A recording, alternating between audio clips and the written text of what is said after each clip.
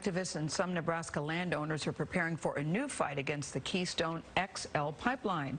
State regulators approved a revised path for this pipeline through Nebraska yesterday, removing the last major obstacle to construction. Tony DeCopel is in Neely, Nebraska, along the approved route. Tony, good morning.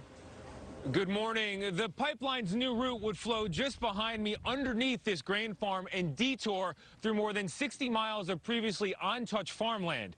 Supporters say it will bring jobs and cheap fuel, but critics, including the owner of this farm, say that's a bad bargain for the land and the planet.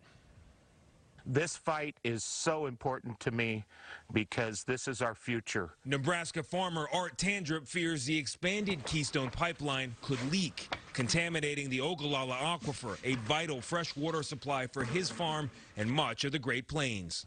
And once it's in there, it cannot be cleaned up. The nearly 1,200-mile steel tube would carry oil from Canada through Montana, South Dakota, and Nebraska to U.S. refineries in Illinois and the Gulf Coast. President Obama rejected the pipeline in 2015, citing economic and climate concerns. But last March, President Trump greenlit the $8 billion project, a move supported by those in the oil and gas industry, including Craig Stevens. The pipelines themselves are the safest, most environmentally sensitive, and even most cost-effective way to transport the energy our nation needs. But the fight isn't over. The approved expansion comes just days after an existing stretch of the Keystone pipeline, built by the same company, TransCanada, leached some 210,000 gallons of oil in South Dakota.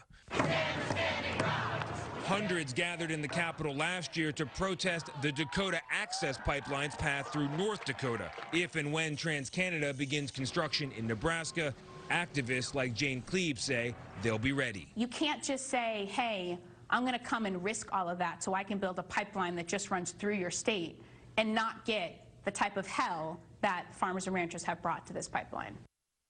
TransCanada, the company behind the pipeline, did not get its preferred route through the state of Nebraska, which could mean still more delays and complications. Nora, after nearly 10 years of trying, the company says it will make a decision by year's end about whether to proceed. Incredible to see this process go forward. Tony, thank you so much.